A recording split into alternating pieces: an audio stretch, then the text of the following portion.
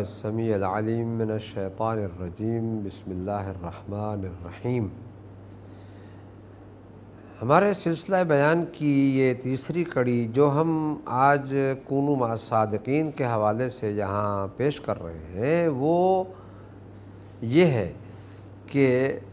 کچھ حقوق جو اللہ تعالیٰ نے ہمارے لیے معین فرمائے ہیں اپنے لیے اور پھر ہمارے لیے، کچھ حقوق اللہ کے ہم پر ہیں، کچھ ہمارے حقوق اللہ پر ہیں۔ اب یہ لفظ بہت بھاری ہے کہ ہمارے حقوق اللہ پر ہیں، وہ اس لیے اللہ پر ہیں کہ اللہ تعالیٰ نے جب ہمیں پیدا کیا ہے تو ہمیں ان راستوں کی ہدایت کا ذمہ بھی اسی کے پاس ہے، وہی ہمیں بتائے کہ ہم نے یہاں آ کر کیا کرنا ہے کیا نہیں کرنا ہے، ہمیں بتائے کہ ہمارے لیے زندگی کے اصول جتنے بھی ہیں وہ کیا ہے۔ ہمیں کچھ پتہ نہیں، ہم دنیا میں پیدا ہوئے لا تعلمون شیئا، ہمیں کچھ پتہ نہیں تھا۔ خدا کہتا ہے کہ جب ہم نے تمہیں دنیا میں وجود بخشا تو تم کچھ نہیں جانتے تھے، تو اس نے ہمارے لیے فَجَعَلَ لَكُمُ السَّمْعَ وَالْأَبْصَارَ وَالْأَفْئِدَةَ، ہمارے لیے خداوند عالم نے آنکھیں قرار دیں، دل قرار دیا، اور یہ سب کچھ اس لیے نعمتیں ملی ہیں تاکہ ہم سمجھیں، سوچیں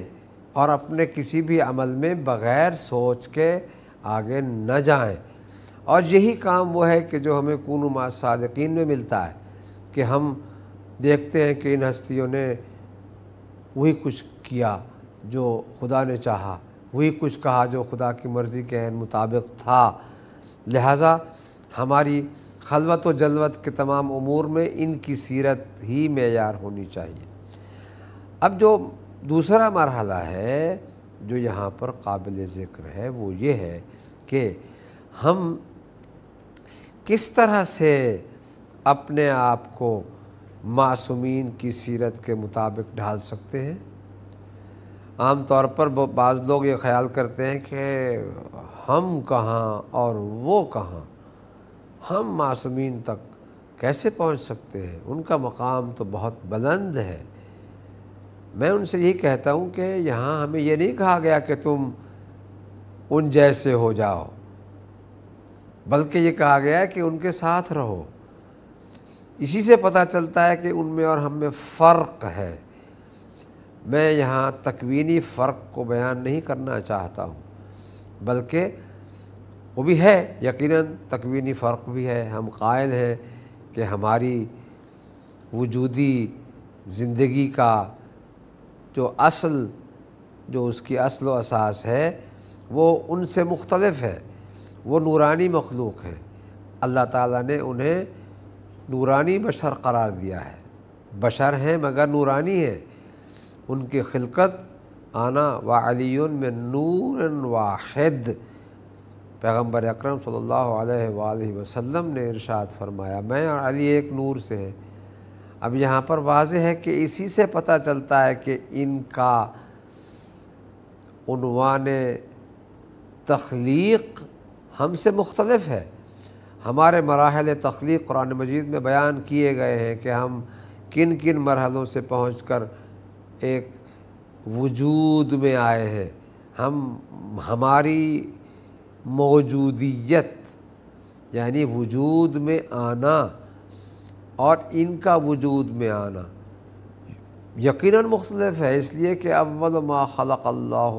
نوری، حضور فرماتے ہیں کہ سب سے پہلے اللہ نے میرا نور پیدا کیا، جبکہ ہم اولاد آدم قرار پاتے ہیں، اور ہمارا سلسلہ نسل اور نسب ملتا ہے آخر میں جا کر حضرت آدم علیہ السلام سے۔ ہم کہتے ہیں کہ یہ آدم علیہ السلام کو خدا نے پیدا کیا، جو قرآن میں قصہ خلافت ہے۔ اب اس کے بعد آدم کو پیدا کیا مٹی سے۔ پیغمبر اکرم صلی اللہ علیہ وآلہ وسلم نے بعض لفظوں میں ارشاد فرمایا کہ میں وہ ہوں کہ اللہ نے سب سے پہلے میرا نور پیدا کیا۔ اب نور محمدی کی تخلیق یعنی پہلی مخلوق ہونا اس بات کی دلیل ہے کہ ہم میں اور ان میں فرق پایا جاتا ہے۔ مساوات کا عقیدہ غلط ہے۔ ہماری وجودی تخلیق اور ان کی وجودی تخلیق میں فرق ہے۔ منصب الہی جو انہیں حاصل ہوا ہے وہ کسی ظاہری فضائل و کمالات سے نہیں ہوا، بلکہ ان باطنی کمالات کی بنیاد پر جو اللہ تعالیٰ نے انہیں عطا فرمائے، ان کمالات کی بنیاد پر اللہ تعالیٰ نے انہیں وہ منصب عطا کیے۔ منصب کیا ہے؟ کیوں کہا گیا ہے کہ کونوا مع الصادقین، سچوں کے ساتھ رہو؟ یہ اس لیے ہے کہ یہ نمائندگی پروردگار ہے۔ ان کے پاس اللہ تعالیٰ کی نمائندگی کا منصب ہے، یعنی نمائندہ ہمیشہ وہی ہوتا ہے کہ جو بات کرے وہ اسی کی کرے جس کا نمائندہ ہے۔ اگر وہ اپنی بات کرتا ہے تو پھر اس کا مطلب یہ ہے کہ وہ نمائندگی کے منصب سے ہٹ کر بات کرتا ہے، اور جو منصب سے ہٹ کر بات کرے اس کی بات کی کوئی اہمیت نہیں ہوتی، اگر ہو بھی صحیح تو اس کے دائرے میں مخصوص و محدود ہو جاتی ہے۔ لیکن یہ وہ ہستیاں ہیں کہ جنہیں اللہ نے ہمارے لیے نمونہ عمل قرار دے کر ہمیں ان کے نقش قدم پر چلنے کا حکم دیا ہے۔ اس میں ہمارا اختیار نہیں ہے کہ ہم چاہیں کریں یا نہ کریں۔ کونو کا مطلب یہی ہے، حکم ہے۔ یہ حکم الہی اس وقت تک رہے گا جب تک یہ دنیا باقی ہے، اور یہیں سے ہی میں وجود امام زمانہ علیہ السلام کے حوالے سے دلیل پیش کرتا ہوں کہ جب ہم ہیں تو ہمارے لیے نمائندہ خدا کا ہونا بھی ضروری ہے۔ اور یہی وہ بات ہے جو میں نے ابتدا میں عرض کی کہ اللہ تعالیٰ پر یہ حق بنتا ہے ہمارا کہ وہ ہمیں ان ہستیوں کی معرفت دلائے، ان ہستیوں کی پہچان کروائے کہ جن کے ساتھ رہ کر ہم نے زندگی گزارنی ہے، ورنہ ہم کہیں گے ہمیں تو پتہ ہی نہیں تھا، ہم جانتے نہیں تھے۔ اے پروردگار، تو نے کسی کو بھیجا ہی نہیں تھا، تو نے کسی کو یہ منصب عطا ہی نہیں کیا تھا، لہذا ہم اپنی مرضی سے ہم نے کسی کو چن لیا اور اس کے پیچھے چل پڑے۔ خدا کہتا ہے نہیں، ایسا نہیں ہوگا، میں نے تمہیں جب حکم دیا ہے تو میں نے اس کی معرفت بھی کروائی ہے، اور وہ وہی ہے کہ جو اپنی مرضی سے نہیں کچھ کہتے اور نہ ہی اپنی مرضی سے کچھ کرتے ہیں، بلکہ ان کا کہنا اور کرنا یعنی قول و فعل دونوں اللہ کے حکم، اس کی مشیت و ارادہ و چاہت کے عین مطابق ہوتے ہیں۔ ظاہر ہے ہمیں، کیونکہ اب میں اس وقت صادقین کی اس موضوعی بحث میں نہیں جا رہا ہوں، لیکن صرف اتنا عرض کرتا ہوں کہ اس حکم الہی میں جن صادقین سے وابستہ رہنے کا ہمیں دستور دیا گیا ہے، فرمان الہی ہے، وہ صادقین ائمہ اہل بیت علیہم السلام ہیں، اور وہ معصوم ہیں، ان میں سے ہر فرد معصوم ہے۔ ہم ان میں سے کسی بھی ایک کے کسی بھی قول و فعل میں تضاد نہیں پاتے ہیں، اور یہ وہ بات ہے کہ جو کسی دوسرے مذہب کے پیشواؤں میں ہرگز نہیں پائی جاتی۔ بڑی ذمہ داری سے یہ میں بات کہہ رہا ہوں کہ کسی بھی مذہب کے پیشواؤں میں یہ صفت نہیں پائی جاتی کہ ان میں سے جس نے جو پہلے نے کہا وہی آخری نے کہا، جو درمیانی نے کہا وہی آخری نے کہا، جو پہلے نے کیا وہی درمیانی نے کیا۔ ایسا نہیں ہے، بلکہ ان کے اعمال میں تضاد ہے، ان کے بیانات میں تضاد ہے، ان کے زندگی کے ہر مسئلے میں ایک دوسرے سے اختلاف پایا جاتا ہے، مگر واحد وہ ہستیاں ہیں کہ جن کے ساتھ رہنے کا ہمیں حکم دیا گیا ہے، یعنی ائمہ اطہار علیہم السلام، ان میں سے دشمنی ان کی بہت کی گئی مگر کسی نے ان کے قول و فعل میں تضاد نہیں پایا۔ یہی وجہ ہے کہ اللہ تعالیٰ نے ہمیں ان کے ساتھ رہنے کا حکم دیا ہے، حکم الہی، اختیاری نہیں ہے، عرض کیا ہے اختیاری نہیں ہے۔ لہٰذا ہمیں کوشش کرنی چاہیے کہ اس فرمان پروردگار کے عین مطابق اپنی زندگی کے مرحلہ عقیدہ اور مرحلہ عمل کو اس طرح سے ترتیب دیں کہ جس طرح سے خدا چاہتا ہے ویسا ہی ہو، یعنی جیسے خدا چاہتا ہے کہ ہم اس کی اطاعت کریں ویسے ہی اطاعت کریں، اور وہ اسی صورت میں ہو سکتی ہے جب ہم صادقین کے ساتھ رہیں، سچوں کے ساتھ رہیں، وہ صادق کہ جنہوں نے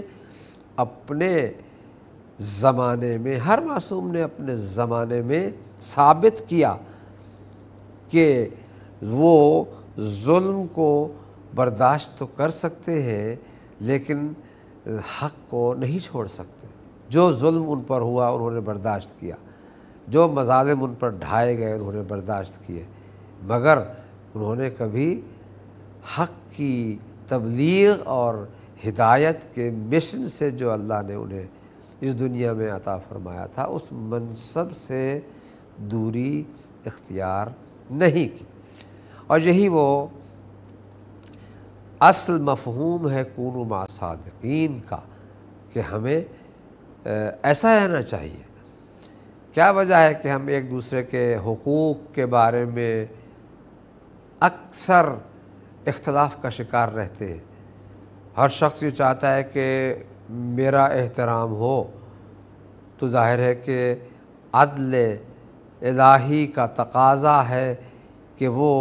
ہمیں معرفت صادقین کے بعد یہ بتائے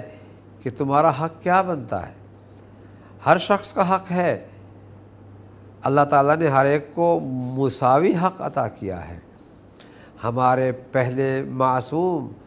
حضرت محمد مصطفیٰ صلی اللہ علیہ وآلہ وسلم سے لے کر ہمارے آخری امام زمانہ علیہ السلام تک، ظاہر ہے ہمارے امام زمانہ علیہ السلام کی ظاہری زندگی بہت کم تھی، مگر آج بھی ان کی وجودی برکات سے دنیا قائم ہے۔ بہم رزق الورا، ان کے ذریعے ہی سے لوگوں کو، کائنات کے ہر فرد کو روزی ملتی ہے، رزق ملتا ہے۔ اور لولا الحجۃ لساخت الارض باہلھا، اگر حجت خدا موجود نہ ہوتی تو زمین اپنے اہل کے ساتھ تباہ و برباد ہو جاتی، ختم ہو جاتی، دھس جاتی۔ یہ اس بات کی دلیل ہے کہ آج بھی ہمارے ہاں نمائندہ الہی کا وجود ہے، اور ہمیں، اور یہ حکم جو کونوا مع الصادقین کا ہے یہ کسی زمانے تک محدود نہیں ہے، بلکہ جب تک دنیا قائم ہے اور جب تک بنی نوع بشر وجود رکھتے ہیں اس وقت تک یہ حکم بھی باقی ہے، تاکہ لوگ ان کی سیرت پر عمل کرتے ہوئے اپنی زندگی کو کامیاب بنائیں۔ مولا کائنات نے اپنے اس آخری جملے میں اس بات کی طرف اشارہ فرمایا جسے عام طور پر لوگ اپنے مادی معیاروں کے مطابق سمجھ نہیں پاتے ہیں، کہ ایک شخص جو اس پر ضرب لگی، ایک شخص وہ کہ جو خون میں لت پت ہے اور وہ کہتا ہے فزت و رب الکعبہ، رب کعبہ کی قسم میں کامیاب ہو گیا۔ لوگ عام طور پر مارے جانے والوں کو کامیاب نہیں قرار دیتے، کامیاب ہوا ہمارا امام یہ کہہ کر کہ دیکھو میں نے اپنا مقصد پورا کر لیا ہے،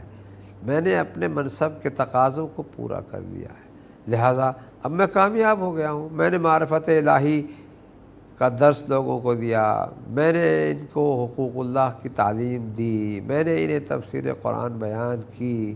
میں نے انہیں حقوق العباد کی عملی تصدیق اور تقاضوں کو پورا کرنے کی راہ بتائی، لہٰذا یہی وہ ہستیاں ہیں جو ہمارے لیے اسوہ عمل ہیں، نمونہ عمل ہیں۔ ہمیں اللہ تعالیٰ کے اس فرمان پر عمل کرتے ہوئے، کونوا مع الصادقین کے فرمان پر عمل کرتے ہوئے معصومین علیہم السلام کی سیرت کو اپنانا چاہیے، اور اس میں کسی قسم کی کوئی کوتاہی قابل قبول نہیں ہوگی، اور اس کا قیامت میں اس کا سوال کیا جائے گا۔ لہذا ہمیں اپنی زندگی میں ان کی سیرت کو معیار عمل قرار دے کر اس فرمان کو پورا کرنا چاہیے۔